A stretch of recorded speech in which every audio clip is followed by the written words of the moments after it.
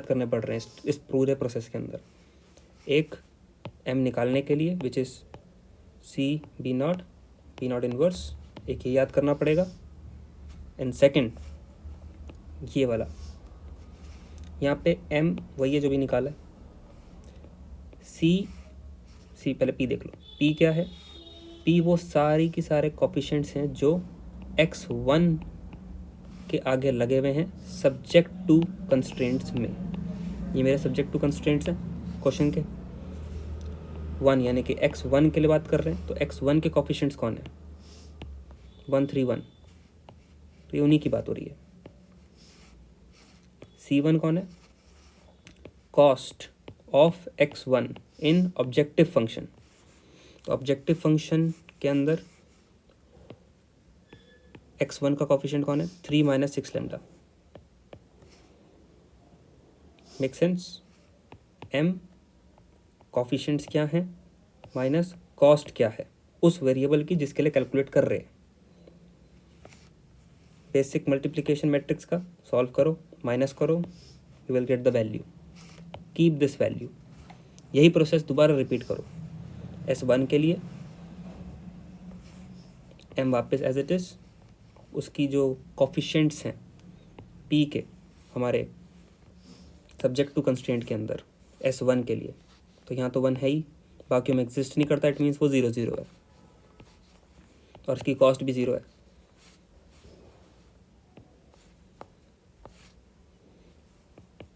Similarly for S2, ये जब तीनों वैल्यू निकाल लोगे, आइडिया भी वही है कि हमें ZJ - ZJ को ग्रेटर देन इक्वल टू 0 के लिए चेक करना है। तो तीनों को मैंने लिखा और ग्रेटर देन इक्वल के साइन लगा दिए। अब बस ये देख रहे हैं कि लैम्डा की वैल्यू कब कब ग्रेटर देन इक्वल 0 रह सकती है। तो ये कह रहा है कि जब वैल्यू -4/14 से बड़ी होगी तब, ठीक है। ये कह रहा है जब लैम्डा की वैल्यू 1 से छोटी होगी, और ये जब कह रहा है जब -2/3 से बड़ी होगी। हमें lambda already greater than equal to 0, lambda equal to 0 के लिए हम चेक कर चुके हैं, उसके लिए ऑप्टिमल सोल्यूशन निकाल चुके हैं। मुझे वो सारे वैल्यूज चाहिए जिसके लिए lambda greater than equal to 0 है। तो -4/14 से ऑलरेडी बड़ा, यानी कि लैम्डा की वैल्यू मैं कोई भी वैल्यू 0 से बड़ी डाल सकता हूँ, पॉजिटिव के लिए वर्क करता है। इसके पास नेगेटिव का भी स्कोप है, लैम्डा की कुछ वैल्यूज़ नेगेटिव के लिए भी खुली हैं, पर मुझे तो वो चाहिए जो सबके साथ बैलेंस कर सके। तो लैम्डा की वैल्यू 0 से बड़ी इसके लिए हो सकती है अप टू इन्फिनिटी, क्योंकि इसने अपर लिमिट कोई फिक्स नहीं कर रखी। इस वाले केस में भी ये सिचुएशन है, लैम्डा की वैल्यू एक नेगेटिव टर्म से बड़ी होनी चाहिए, तो यानी कि वो 0 से भी बड़ी हो सकती है और पॉजिटिवली कहीं तक जा सकती है, इसमें भी पॉजिटिव रेंज है। किसने फिक्स किया, इसने फिक्स किया ये कह के कि लैम्डा की वैल्यू 1 से छोटी ही होनी चाहिए, 1 से छोटी। एंड वी ऑल्सो वांट कि लैम्डा की वैल्यू हर जगह, मतलब लैम्डा की वैल्यू अगर हम चाहें पुट करना तो वो 0 से बड़ी हो। अब यहाँ पे इन्होंने तो फ्रीडम दे रखी थी कि लैम्डा की वैल्यू आप पॉजिटिव में कुछ भी रखो 0 से। इसने रिस्ट्रिक्ट किया कि 0 से बड़ी तो लो लेकिन 1 तक ही, विच मीन्स कि S1 हेल्प कर रहा है लैम्डा के रेंज को डिसाइड करवाने में, ठीक। अगर S1 ऐसा कर रहा है, इट मीन्स टू से कि S1 के साथ एक बार और इटरेशन होगा, इसके साथ सेकेंड इटरेशन करना पड़ेगा।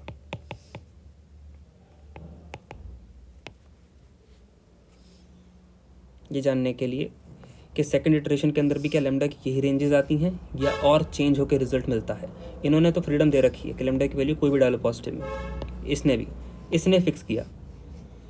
तो उसके लिए क्या करेंगे, अब जो काम होगा, S1 हमारा जो ऑप्टिमल टेबल है उसके अंदर S1 एक एंटरिंग वेक्टर का काम करेगा, और फिर से सिंप्लेक्स मेथड दोबारा लग रहा होगा, एग्जिटिंग वेक्टर ढूंढ रहे होंगे एक नया ऑप्टिमल टेबल बनाने के लिए। देखो कैसे, इनकी वजह से कोई प्रॉब्लम नहीं है तो इनकी बात नहीं हो रही, केवल S1 की। इसने एक रेंज फिक्स करी है लैम्डा के लिए। तो since all the condition satisfy for lambda greater than 0 except this, इसने एक रेंज फिक्स करी है। S1 को एंटरिंग वेक्टर बनाएंगे अपने ऑप्टिमल टेबल के अंदर। सेम पूरा प्रोसेस वही, 2 फेज सिंप्लेक्स मेथड। एंटरिंग ए, P से डिवाइड किया, मिनिमम वैल्यू एक ही निकल के आई, x2 को एग्जिटिंग वेक्टर बनाया और एक ये नया टेबल तैयार। ये नया टेबल अब एक न्यू ऑप्टिमल टेबल है। नया ऑप्टिमल टेबल का मतलब इसके लिए नया बी इन्वर्स निकलेगा, CB1 निकलेगा, नया M निकलेगा, सब कुछ नया नया दोबारा आएगा। ये सेकंड इटरेशन चल रही है। पहली इटरेशन हो गई, अब दूसरी है। इसके अंदर S1 की वैल्यू 200, X3 और S3 और S1 को मैं नेगलेक्ट कर सकता हूँ, क्योंकि मुझे पता है कि जब मेरे को फाइनल आंसर की बात करनी है उसके अंदर X1 X2 X3 ही काम आने हैं। तो X3 230, X1 X2 का जिक्र नहीं है तो मैंने 0 लिख लिया। फाइन, ये मेरे बेसिक वैल्यूज़ हैं, बेसिक वेरिएबल्स। बी इनवर्स कौन है? ये वाला मैट्रिक्स लिख दिया। कॉस्ट ऑफ बेसिक वेरिएबल्स यानी कि S1 X3 और S1 S1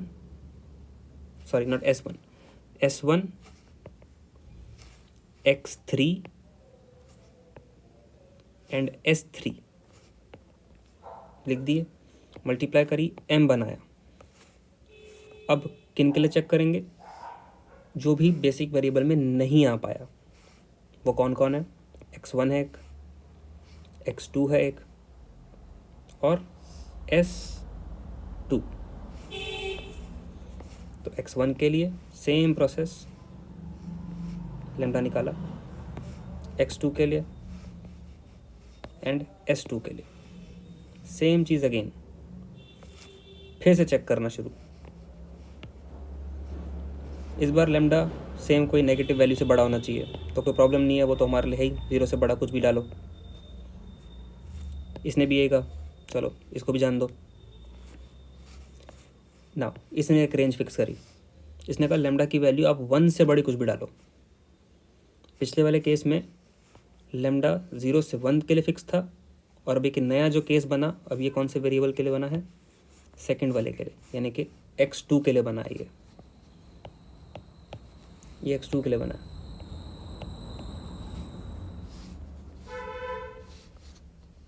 ये X1 के लिए और ये S2 के लिए। तो X2 ने एक रेंज फिक्स करी है कि लैम्डा की वैल्यू 1 से इन्फिनिटी यानी कि 1 से लेके कोई भी पॉजिटिव वैल्यू हो सकती है। तो ये वाली रेंज फिक्स करी है X2 ने, ये वाली की थी S1 ने। ये वेरिएबल्स के नाम इतने इंपॉर्टेंट नहीं है कि कौन रेंज फिक्स कर रहा है। It is just to give some perspective कि मैं कहाँ से उन वेरिएबल्स से ही ये इन्फॉर्मेशन को एक्सट्रैक्ट कर रहा हूँ। आइडिया इज़ कि कोई भी वेरिएबल हो, इट डजेंट मैटर कि वो X2 है या X1 है, या फिर ज़रूरी नहीं है कि वो बीच में आना चाहिए, क्योंकि कोइंसिडेंटली के पिछला वाला भी बीच में आ गया था, तो ये वाला भी बीच में आ गया। तो ऐसा कोई हार्ड एंड फास्ट रूल नहीं है इसका। हम बस देख रहे हैं कि कौन है जो लैम्डा को एक पर्टिकुलर रिस्ट्रिक्शन प्रोवाइड करवा रहा है। इसने फ्रीडम दे रखी है, क्योंकि नेगेटिव से बड़ा यानी कि हमें तो ऑलरेडी 0 से बड़ा लेना है, तो 0 से बड़ा कुछ भी डालो, ये कंडीशन गलत साबित नहीं होगी ना इसके लिए। यहाँ पे होगी, यहाँ पे वो कह रहा है 1 से बड़ा हो, इट मीन्स कि मैं 0 नहीं डाल सकता, जबकि पिछले वाले केस में मैं डाल पा रहा था। तो ऐसे सिचुएशंस को हमें पकड़ना है जहाँ पे थोड़ी सी रेंज को फिक्स करने की बात आती है। तो यहाँ से हम पे सेकंड इटरेशन आई और यहाँ पे हम रुकेंगे, इसके आगे नहीं। 2 रिजल्ट निकाल के देंगे, तीसरी इटरेशन भी निकाल सकते हैं, but 2 iterations more than sufficient है। पहली भी सफिशिएंट है, पहले पे भी ख़त्म कर सकते हैं कि हाँ लैम्डा की आपको एक रेंज मिल गई 0 से 1 के बीच में, वो भी एक सफिशिएंट सोल्यूशन है। मगर हम दूसरे केस पे भी गए, और करना क्या है, बस अब फाइनली वैल्यूज पुट कर देनी है। अगर लैम्डा 0 से 1 के बीच में है, ये कब निकला था? जब पहला ऑप्टिमल टेबल बना था। पहले ऑप्टिमल टेबल की वैल्यूज़ क्या क्या थी, इफ़ यू कैन रिमाइंड। ये पहला ऑप्टिमल टेबल है और इसकी वैल्यूज़ क्या क्या थी? X1 X2 X3 की 0, 100, 230, बस वही लिखी हुई हैं, 0, 100, 230। और जब दूसरा ऑप्टिमल टेबल बना तो उसके लिए लैम्डा की रेंज किसी वेरिएबल ने भी उसको फिक्स किया, और डजेंट मैटर, फिक्स हुई है, which is by lambda greater than equal to 1 और तब उस टाइम पे क्या क्या वैल्यूज थी ऑप्टिमल,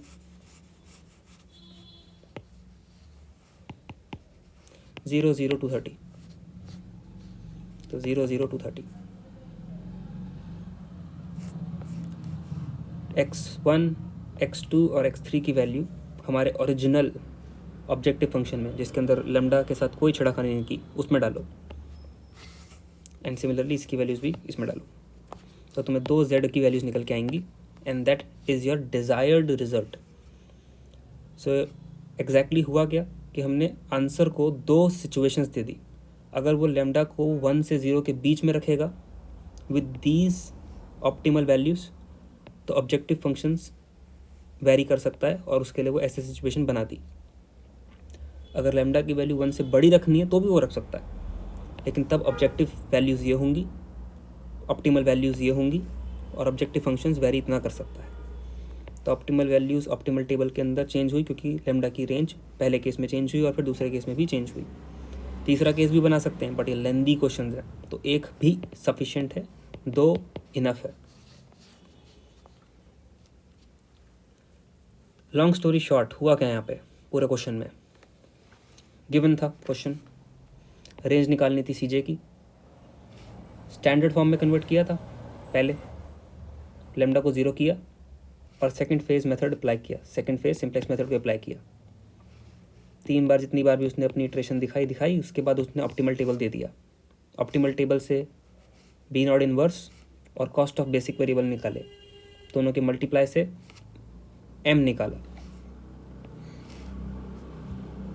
उसके बाद नॉन बेसिक वेरिएबल्स को पता करा कौन कौन है, वो भी ऑप्टिमल टेबल से देख के बता सकते थे, और उन ऑप्टिमल नॉन बेसिक वेरिएबल्स के लिए ZJ माइनस CJ की स्पेसिफिक वैल्यूज़ निकाली और फिर लैम्डा को चेक किया किन किन के लिए वो पर्टिकुलरली एक रेंज प्रोवाइड कर रहा है। याद रहे लैम्डा हमें ग्रेटर देन इक्वल टू 0 रखना है हमेशा, हमें वो बड़ा ही चाहिए, पर जो अपर लिमिट है वो क्या हो वो हमें क्वेश्चंस बताते हैं। अगर यहाँ पे क्वेश्चन ख़त्म हो जाता,